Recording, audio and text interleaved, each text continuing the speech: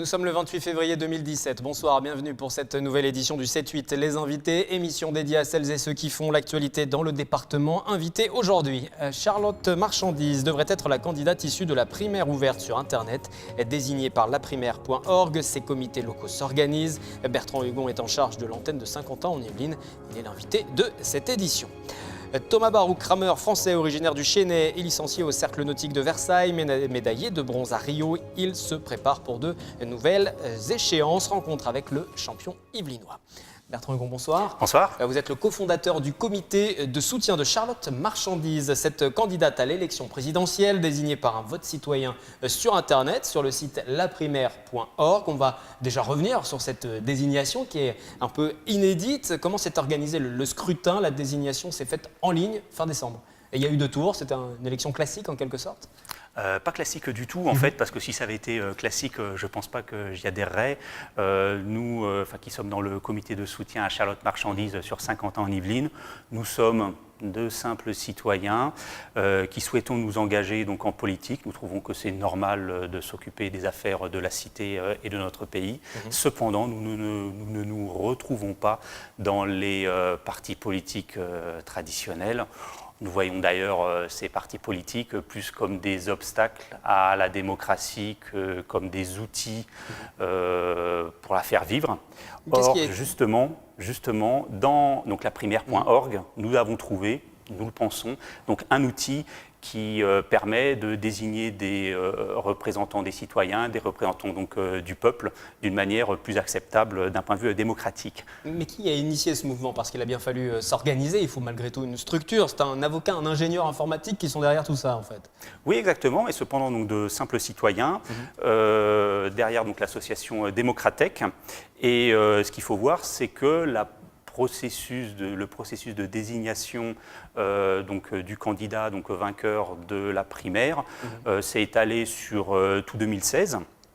On a eu d'abord, en fait, n'importe qui pouvait donc s'inscrire. Il n'y avait pas besoin d'avoir de soutien, de maires, d'élus, de professionnels de la politique. Il suffisait donc environ, je crois, il y avait 500 candidats, enfin plusieurs centaines donc, de candidats, dont juste en fait une vingtaine de femmes, d'obtenir 500 soutiens de citoyens par Internet.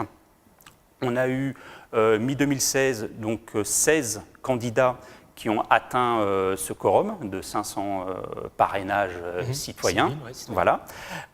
Ensuite, donc, on a eu un premier tour d'élection, mais un premier tour d'élection, pas comme dans les élections classiques, où en fait où on n'arrive qu'à voir que 2-3 candidats et les autres en fait donc on les voit pas donc du tout. En fait, il y avait certes 16 candidats finalistes, mais chaque votant recevait une sélection aléatoire de 5 candidats avec des liens vers leurs priorités et leur programme, ce qui fait qu'un internaute, même s'il ne connaissait pas a priori donc, ces candidats, en recevant juste 5, pouvait se faire une idée donc, assez claire de ces propositions, de ces points de programme, parce qu'il y avait des programmes et des propositions qui ont été émises. Et d'ailleurs, on va y venir aussi aux propositions de Charlotte Marchandise qui a été désignée. C'est elle qui a remporté le second tour avec un peu plus de 50% des 32 000 voix qui se sont exprimées. Une comparaison rapide avec la primaire de la gauche et de la droite, on est loin en dessous.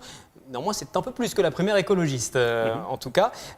Charlotte Marchandise, qui s'est imposée, elle défend quelles idées aujourd'hui? Et quelles sont les idées que vous défendez à travers elle? D'accord. Juste, je reviens sur le scrutin, parce qu'il y a des choses qui ne sont pas comparables avec ce qu'on voit dans la vie politique donc actuelle. C'est-à-dire qu'ils recevaient certes une liste de 5 candidats, mais on ne votait pas pour l'un à l'exclusion de tous les autres. C'est-à-dire que le citoyen pouvait donner une appréciation à chacun des 5 candidats, allant de pas satisfaisant jusqu'à très satisfaisant. Et Charlotte Marchandise est la candidate qui, même donc, à l'issue du second vote, là par contre tout le monde donc, a voté pour les 5 finalistes de la finale, elle a obtenu plus de 50% d'options, de mentions, on va dire, très favorables. Alors quels sont les points de programme très favorables justement? Qu'est-ce qu'elle défend aujourd'hui? Ce qu'elle défendait en tout cas donc à la primaire, c'est-à-dire ce qui a écrit donc sur le site, donc on ne peut pas donc revenir donc dessus, c'est 3 priorités importantes. La première, donc, c'est la démocratie, c'est refonder se donner 2 ans pour refonder donc, les institutions, en ayant toujours en tête l'une des règles principales de la démocratie étant que ce n'est pas aux hommes de pouvoir d'écrire les règles de pouvoir. Donc il est bien entendu que les politiciens professionnels ne sont pas légitimes pour proposer des changements constitutionnels. Il y a dans la priorité, donc dans les engagements donc de Charlotte Marchandise, une priorité forte sur le lien social. Elle propose un revenu de base universel. Alors ça, c'est une proposition qu'on retrouve aussi chez des candidats plus classiques, issus du système. Je pense à Benoît Hamon, par exemple, sur ce revenu universel. Qu'est-ce qui fait la différence entre les deux? Qu'est-ce qui, pour vous aussi, en tant que citoyen et qu'électeur, fait la différence? C'est que Benoît Hamon a dit comment il allait financer son revenu donc, universel. Il a dit clairement que ça allait être donc, par l'endettement donc, du pays. Et nous pensons que de mettre le pays, les citoyens à genoux devant les banques, ce n'est pas un avenir souhaitable pour nous tous. Pour être candidat, il faut néanmoins des parrainages d'élus. Est-ce que Charlotte Marchandise va les obtenir? C'est le travail que vous allez mener? Bien sûr, bien sûr.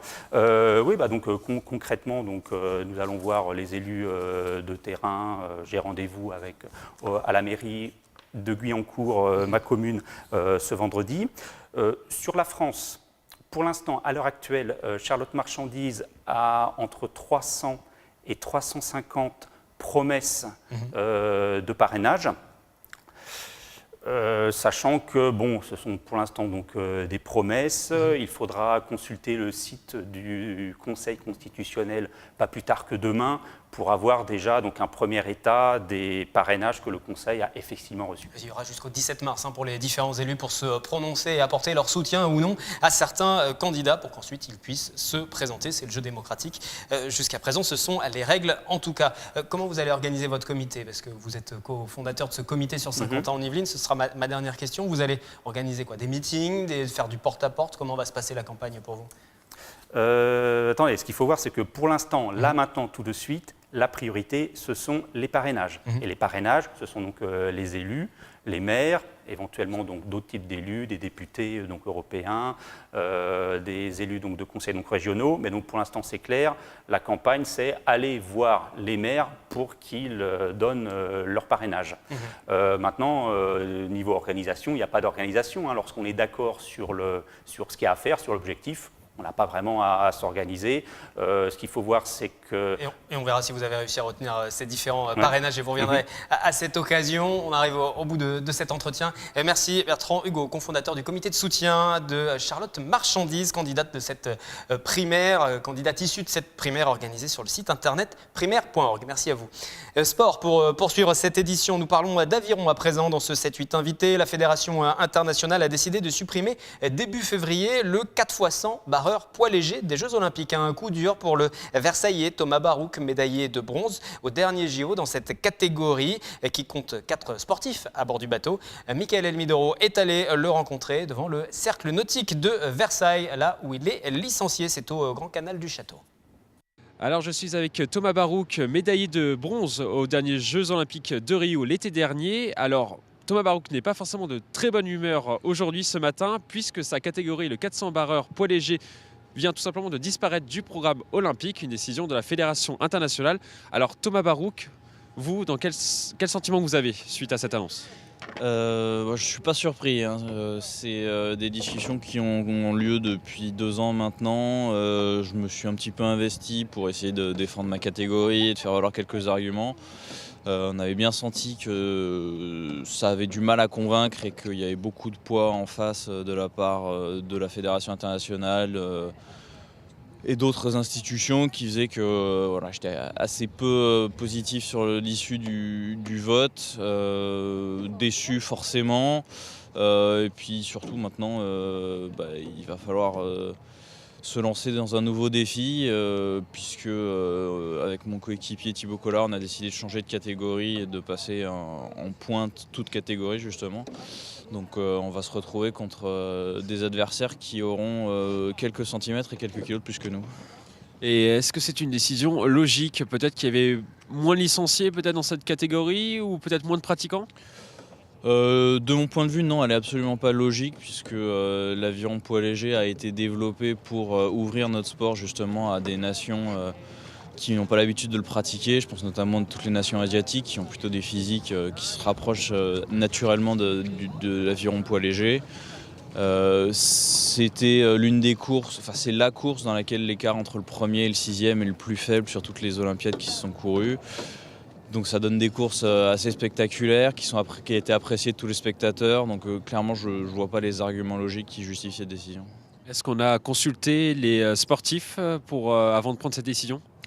On n'a pas consulté les sportifs directement. Après chacun était libre de s'exprimer. Donc ceux qui ont voulu le faire l'ont pu le faire. Et quelles conséquences ça va avoir sur votre saison, Thomas Barouk ? La première, c'est qu'on va devoir faire les sélections pour l'équipe nationale en toute catégorie, sachant que c'est dans moins de 2 mois maintenant, 1 mois et demi. Donc on n'a pas le temps de vraiment développer des capacités physiques supplémentaires. Donc on va aller faire ces sélections, on va dire, en tant que poids léger, en ayant une contrainte de moins qui est celle de la pesée 2 heures avant la course. Vous allez abandonner complètement le 400 barreur ? Alors le 400 barreur non, parce que je pense que le bateau dans lequel on a le plus de chances de bien figurer au niveau international, c'est justement le 400 barreur, ou éventuellement le 200 barreur. Ça reste à voir, ça va être aussi en fonction des objectifs de la fédération. Est-ce que vous allez devoir revoir votre préparation en vue des prochains Jeux Olympiques ? Je pense que c'est l'un de vos objectifs. Alors c'est sûr que l'objectif c'est clairement les prochains Jeux de Tokyo. D'ailleurs c'est pour ça qu'on a fait le choix de passer tout de suite en toute catégorie et de ne pas attendre 6 à 8 mois supplémentaires, d'aller jusqu'au championnat du monde en poids léger pour ensuite faire le changement. Sur la façon de s'entraîner, non, pas vraiment. Après, il va falloir réfléchir à quelles sont les forces et les faiblesses qu'on peut avoir et voir comment progresser tout simplement. Vous allez devoir prendre peut-être du poids, vous allez tomber dans une catégorie avec des athlètes qui feront peut-être 1m90, 1m95, des dizaines de kilos de plus que vous. Est-ce qu'il va falloir que vous preniez du poids, Thomas Barouk ? C'est pas un objectif en soi. L'objectif c'est d'être plus performant, c'est d'aller plus vite en bateau, éventuellement d'améliorer les performances physiques pour le faire. Mais vraiment, on est plus dans un rapport poids-puissance qu'il faudra optimiser plutôt que de simplement prendre du poids, parce qu'en aviron, le poids c'est un frein. Plus le bateau est lourd, plus il est freiné par l'eau, et plus il est difficile à mettre en mouvement. Donc ça n'a pas un intérêt direct de prendre du poids. Vous serez peut-être plus technique par rapport à des gabarits de 1m95 ? Ce qui est sûr, c'est que je ne pourrais pas rivaliser avec eux uniquement sur la puissance, donc clairement il va falloir utiliser la technique et être le plus efficace possible. Donc voilà, il faut continuer à travailler parce qu'on peut toujours progresser, c'est ça qui est magnifique en aviron. Et puis il va falloir arriver à peut-être développer plus de puissance, enfin adapter la technique pour développer plus de puissance en bateau, et ça va être l'enjeu de ces 4 prochaines années. Votre objectif, ça sera de ramener une médaille maintenant au prochain JO. Même s'il y a eu ce changement de catégorie, ça ne change pas vos plans, ramener une médaille, encore une fois ? Oui, là, on est encore assez loin, même très loin des prochains Jeux de Tokyo. Donc c'est en 2020, on a le temps de voir, on a le temps de travailler surtout. Ce qui est clair, c'est qu'on continue pour faire au moins aussi bien qu'à Rio. Donc d'aller chercher une médaille. Maintenant, voilà, ça ne va pas être évident. Il faudra aussi voir quelle est la concurrence et quelles sont les forces en présence. Et puis ensuite, on pourra se positionner plus clairement. Cette décision n'arrêtera pas Thomas Barouk. En tout cas, non, je compte bien continuer encore quelques années. Merci beaucoup Thomas Barouk. Merci Thomas Barouk et merci à Mickaël Elmidoro pour cette interview. C'est la fin du 7-8. Les invités, rendez-vous demain aux horaires habituels et dès à présent sur notre site internet.